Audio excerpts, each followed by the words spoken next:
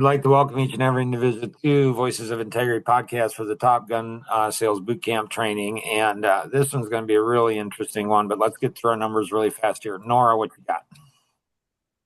Last week I had 32% for the week. You go, girl. That's, I don't know, 25%. So you take 30% divided by 32% divided by 32 divided by 25, and that's a 28% increase in work productivity. So how do we do that again? How do we do that again? So that's awesome. Well done. Well done. So it's just like weight training. It's just like weight training, where it's reps, and so you do more and more reps, and you get stronger and stronger. It's the same thing mentally. So well done, Kenny. What you got? I think I had like 50% last week. Okay. So getting that down to where we have some type of pattern, where we have consistencies at high or low, like context, I don't know. So Uh-huh. my mom went ahead. My oldest brother, he was really smart in school. He turned out being a CPA, so you definitely know he must be really smart. And so my youngest sister's a medical doctor. Me, I made it through. I mean, yay! Way to go, Mark! Made it through.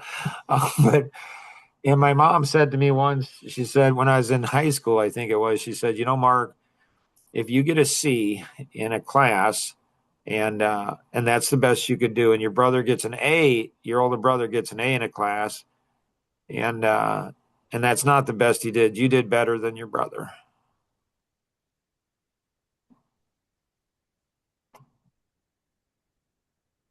And so it's funny. So playing pickleball on Saturday, and Sophia, you know, she she she says she loves being on my team because she loves to win, but she loves playing against me. But she doesn't win typically. She was playing with this guy that was, I don't know, she's 21. He's probably, I don't know, 30s, maybe mid 30s or something. And so, she's this cute gal, and she's got all kinds of, expressive energy, and she's fun and everything. And and so, you know, I was gonna play with her, but the guy says, "No, I'm gonna go play with him." I'm like, okay. We killed him. We destroyed him, and he's really good too. Like he's really good, but we just destroyed him. And she was so upset afterwards, not in a bad way, just cute way. She's like growling, and she's like, I hate when you do that to me, Mark. Like, like okay, all right. And so then then we play a second game, and supposed to switch up. So I'm like, I'll play with you. And the guy says, we want a rematch. Like, okay. She's like, okay. So we destroy him a second time. Okay, So do we're you over. using some? So we go ahead and go over. We go over and, we sit down, we're talking and stuff. And she says, I love winning, marks. I want to play with you. Next time I'm going to play with you. And I'm like, okay. I mean, that's fine. Or you can play against me. Either way is fine. And and then this guy that she played with comes by, walking by. He's like, we'll get him next time. And she's like, yeah, we will. And I'm like, I thought you said you're going to play with me. I'm like, girls can't say no. Like she's funny. I don't know. She may join us sometime. And so what does this have to do with sales? It has a lot to do. But we'll finish up. Luke, what you got? So yesterday or last week, according to my action vision, I would have had way over 100%. I need to reevaluate that and get it in a PPA spreadsheet. So I have a lead or a client that I'm working with that he's also getting other bids, and our services has seems to be better than the competition. So like I want to point that out. I was kind of thinking of just like, hey, has your other bids from competition come in? He said they come in, I think, end of last week or this weekend. My guess is they haven't, but I could be wrong. See, so this is what you do is when you learn to see the future and predict the future, which is interesting because that's the kind of the bonus session here is when you learn to anticipate, like in pickleball. Like I'm pretty good at anticipating and covering holes, like in it. So I'm pretty good at that naturally. But Courtney, my pickleball coach, she's teaching me how to do tracking, is what she calls it. It's another whole level, another whole dimension of playing. Like it's like, my gracious. And so it's anticipating what the other team's going to do, what the other player is going to do. So you know what they're going to do before they do it. Obviously, that's really like if you know where the ball's going before, and I did this, I do this, but not to her level. Holy cow. Courtney's level is a whole different level. So the same thing is true in life. And so what you can do, this almost becomes unfair competition. Like seriously, it's like a 7th-degree black belt. It's like, don't misuse this stuff. But if somebody doesn't honor their word in getting a bid, are they going to honor the word and integrity and follow through in doing the bid? I don't know. Maybe not, right? Maybe not. It's almost like employees who say, well, if you paid me more, I would work harder. Actually, you wouldn't. I mean, you would for a week or two, but you won't after that because you'll be entitled. You'll think you deserve to get paid more. And so Luke, next time what you want to do is you want to plant the seed that, I mean, so they said they were going to get the bid over to you. Yeah. When? Friday. Okay. I'm just curious, like if they don't follow through with what they say they're going to do, and now are you going to be concerned about them following through later or not?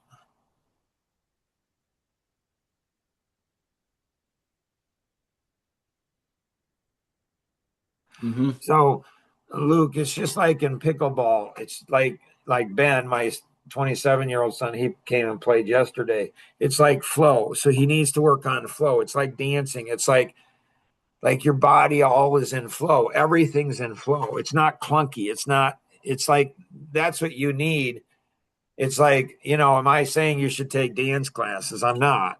But if you took dance classes, it would actually help you in pickleball and it would actually help you in sales. What are you smiling about, Kenny? I'm just saying. It just would.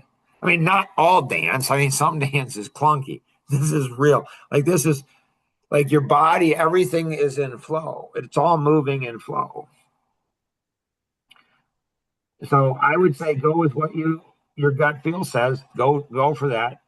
Next time you get out in front of it, you can go ahead and plant the seed beforehand and attribute, so you can expose people who are liars, deceivers, people who are swindlers, people who, say one thing and do another thing. This is why it's so important to do what you say you're going to do. Do what you say what you do, mean what you say what you mean. I mean, it's not, this is not brain surgery or rocket science, but it is for most people. They don't have integrity.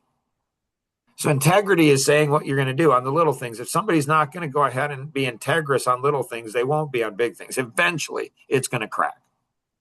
It's going to expose who they really are. If people aren't consistent on the little things that don't seem to matter, well, trust me, eventually it's going to crack. Like you say you're going to do something, you do it. Like it's just, I don't know, it's just the right thing to do. All right. So in seeing the future, if you can get somebody, like I told Sophia yesterday, it's like if you can get, and Raul, her friend, I said to them, I said on Saturday, I said, if you can get a friend who cares more about you than they do the friendship, never ever lose that friend. Never. Because there's almost, I don't know if I've ever met a person. I mean, it's just crazy. They're just like, they're unicorns. They just are. And so in sales, like if you anticipate what's going to happen before it happens, and if you do that in sales, you do that in life. Like it's crazy what will happen. You can see the future. Now I'm only 62 years old, so I'm really young. So I haven't learned like I'm still trying to figure out how to get like how to prevent it. Like I can see the accident happen. Like, okay, here is somebody's driving recklessly. You can see this when they're a little boy. They're reckless. They're reckless on their tricycle. If they're going to be reckless on their tricycle, they're going to be reckless on the bike. They just will. And then when they reckless on the bike, they're going to be reckless on the motorcycle. They're going to be reckless, they're going to be reckless when they drive. And when you've got, a 3,000 to 6,000 pound vehicle going 60 miles an hour, jeepers, like that'll kill you or somebody else. And so, in sales, so if you have somebody, like this is the thing that's strange. If you have somebody that's willing to invest into you, and they have, I don't know, 10, 20, 30, 40 years of experience that you don't have, you would think that you would listen to them.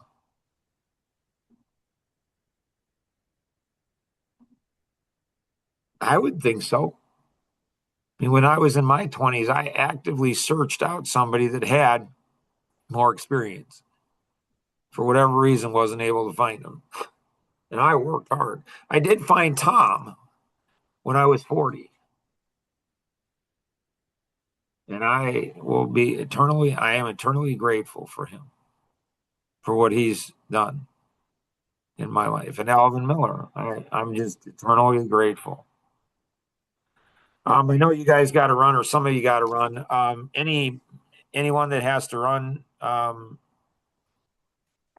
anything you have to share before you take off? So last week we had this, I mentioned this one, where where I lost the sale. He went with a competition for their price. They had a better price. And then I sent out a text for him. And where I told him, I'd still be happy to review the estimate with him from the other contractor. And then there's some of the experiences we had with competitors where their price was initially better. Then he came back to me and he said, "Thank you, I appreciate that. That is definitely a concern, which is why I did ask for references and even toured a barn this company just built. I am cautious, but I feel like I've gotten a good vibe from these people, so we're gonna try it." Yeah, and you say, that's great. I'm sure everything's going to work out. Offer still there if you'd like to, have us review over it. So it's interesting. The analytic is the one that tends to do that kind of stuff. They're the ones that tend to ask for references. They're the ones that tend to be cynical, skeptical. And it's not like, you shouldn't ask for references. It's not that. But my experience is that people ask for references, they often don't move forward. Now, in this situation, they did. They went out and looked at a barn, and so that's good. So, I mean, you think about it, well, if it's a recent job, okay, fine. It went well. And so, but obviously, they're going to give you good references. They're not going to give you the bad ones.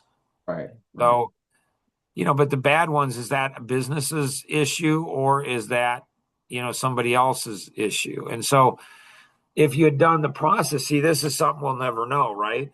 We'll never know this. If you had done a process that I had recommended about getting personalities, and I've asked, I don't know, multiple times, hey, can I see your process?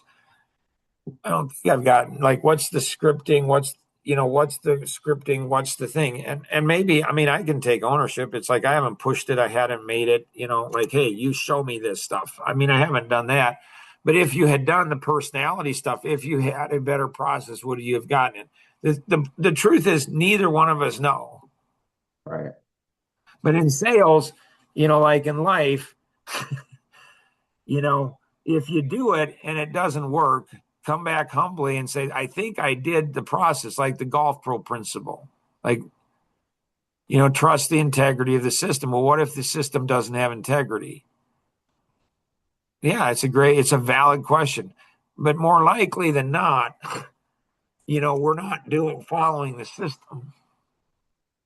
You can't expect, like people will say to me on Action Vision, people will say, you know, to me, they'll be like, you know, well, Mark, goal setting hasn't worked in the past. I'm like, okay, well, why do you say that? Well, I've wanted to make $500,000. Okay, you know, that's fair. And how much did you make? You know, 250,000. Okay, so you made 50% of your goal. Uh-huh. And it's like, what percentage of your plan did you do? And they're like, what do you mean? I'm like, what percentage of your plan did you do? You say the planning doesn't work. Okay, that's fair. But what percentage of the plan did you do? They're like, I don't know. I'm like, well, maybe you only did 50% of the plan. I mean, it seems common sense, but people don't think of that. It's like, so people go ahead and set a goal. They do 50% of what they need to do, and they expect to get 100% of results. And because people have a struggle taking personal ownership, they don't go ahead and look at themselves. Well, I'm not following the system. Well, if you don't follow the system, don't blame the system. Like when I was 23 years old and I followed the system, and I did follow the system. I really did. Hey, and when it didn't work, I'm like, hey, like it's not working, Tony. Like your system's not working. He's like, well, what do you think you ought to do? I said, well, I think I ought to do this, this, and this. I didn't take the easy route out and take an easier job. You know, I just put my head down and said, okay. And he, you know, he didn't defend this. What do you think you ought to do? I said, I think I ought to do this, this, and this. It wasn't that the system wasn't 100%. The concept was good, but the execution, it wasn't. It wasn't good. So what did I do? I went ahead and improved the system substantially. And there's still people, you know, 35 years later that are using so much of my system.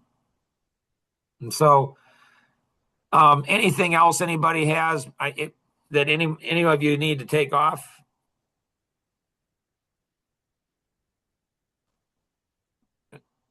So, you know, here's a question. You know, this one took me over 22, 23 years to come up with a question. Like the coachability question might be the number one question in hiring. Like 1 to 10, you know, how coachable are you? Your listening skills, your sales, your discipline, or your procrastination. That whole process there took like 19 and a half years to discover that, to find out coachability, because you guys didn't put in 19 and a half years of your life. You don't appreciate that. You don't understand the magic. And I don't because I don't have a lot of drama. I don't do a real good job of lifting things up and saying, this is freaking genius. And I don't have other people in my life yet that'll say, like, Mark's a freaking genius. Like this, not everything, but there are certain things. I mean, if it takes you 19, he knows it's 19 and a half years. Like he knows how long it took. So this took over 22 years. And so if you believe something to be true that wasn't, would you want to know it?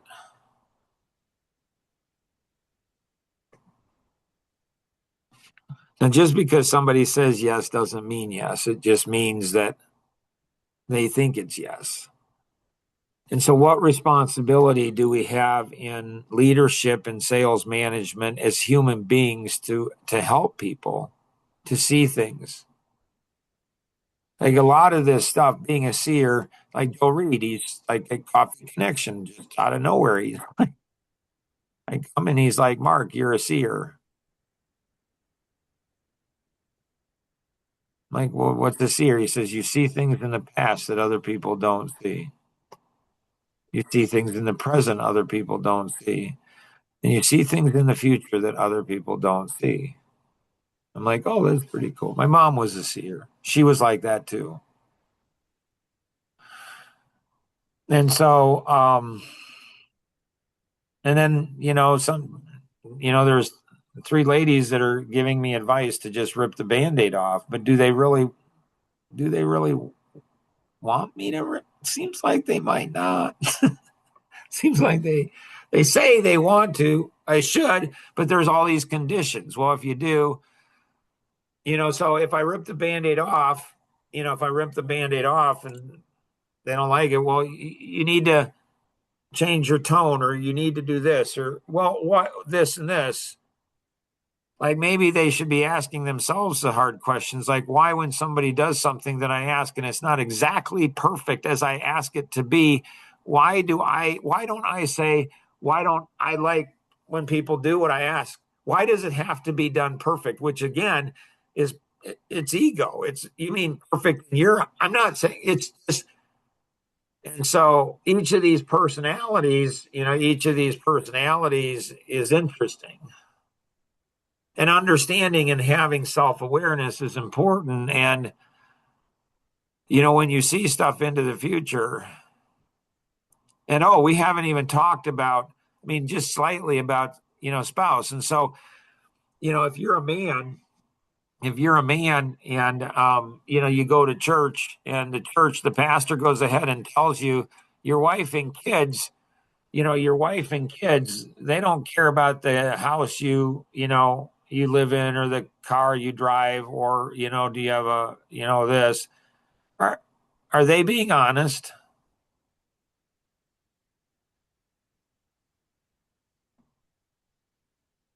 Like, wouldn't it be interesting if you go to church? Like, I only know of one church that this would be acceptable in. There's not any other church, and my dad was a pastor, but wouldn't it be interesting if when pastor did that and you just stood up and raised your hand and said, "Excuse me, I have a question." Like, why can't you do that in a church? Why can't you go ahead and say, "Hey, I have a question on that"? Like, why can't you do that?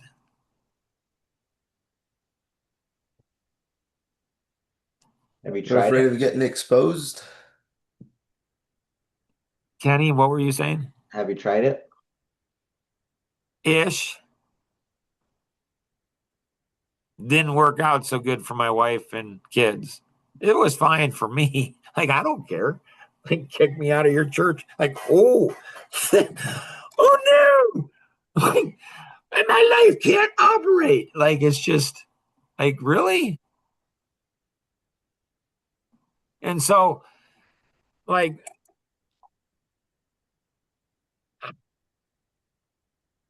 and so,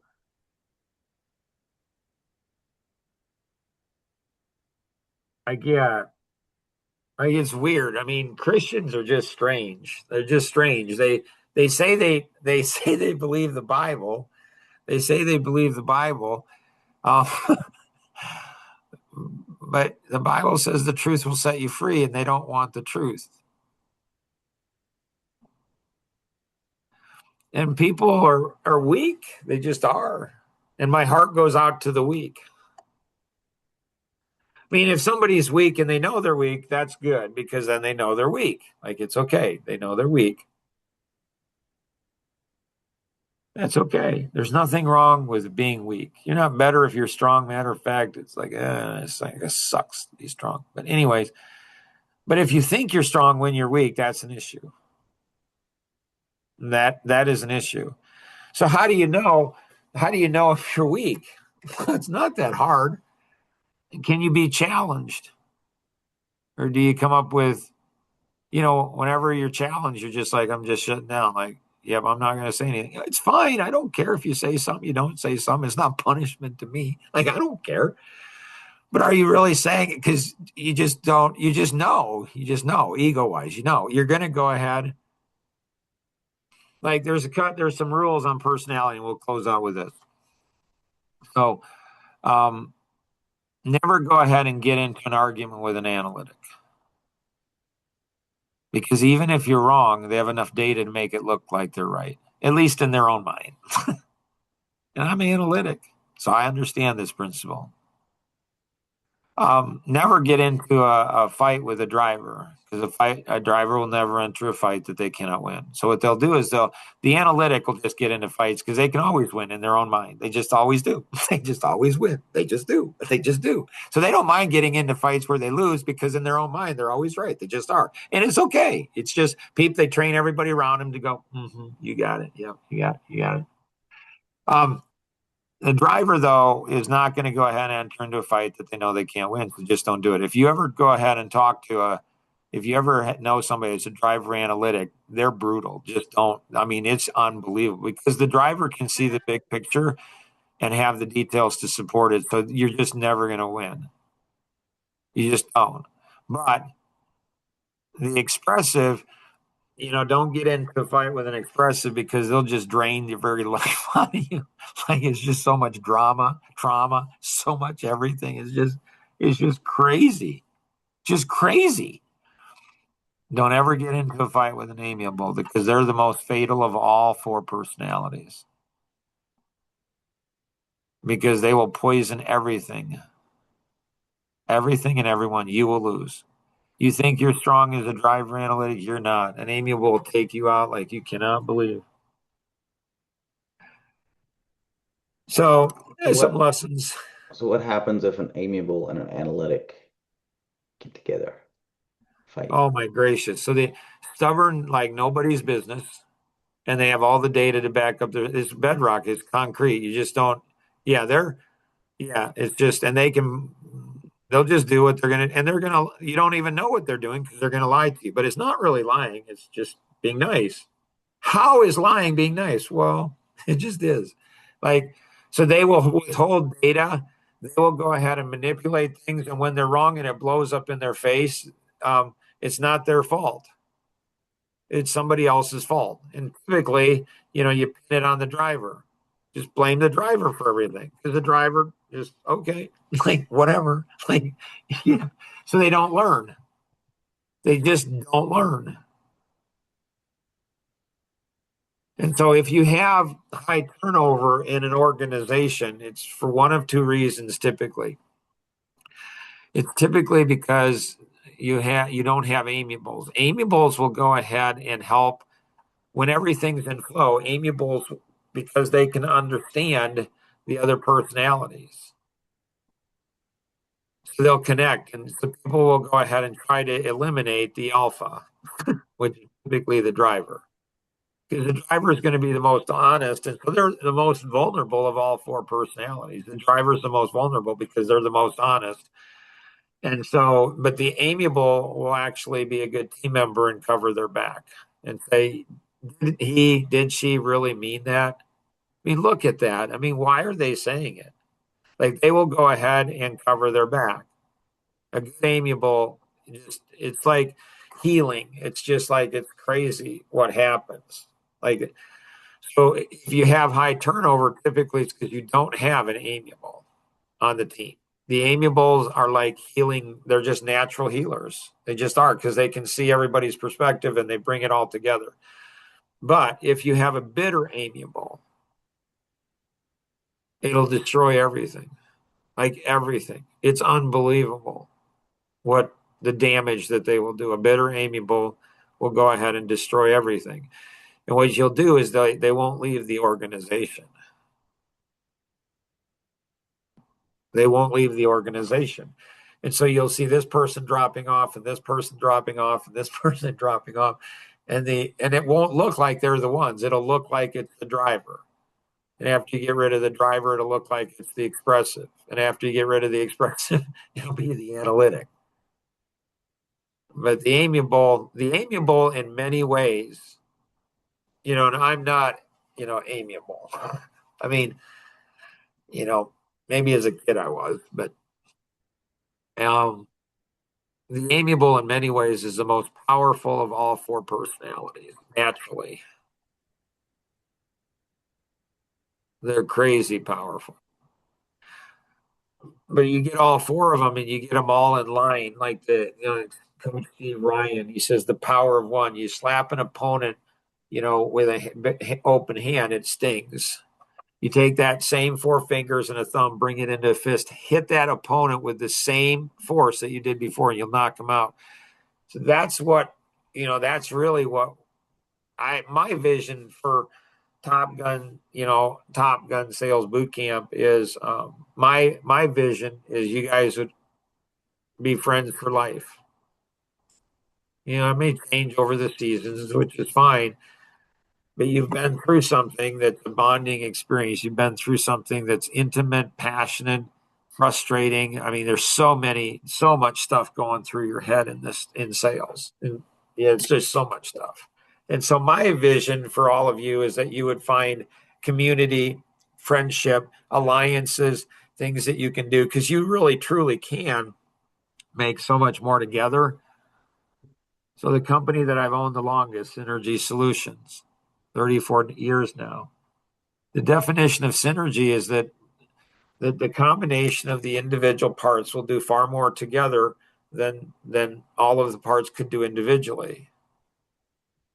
But salespeople and powerful people, it's like herding cats. It's just really, really hard.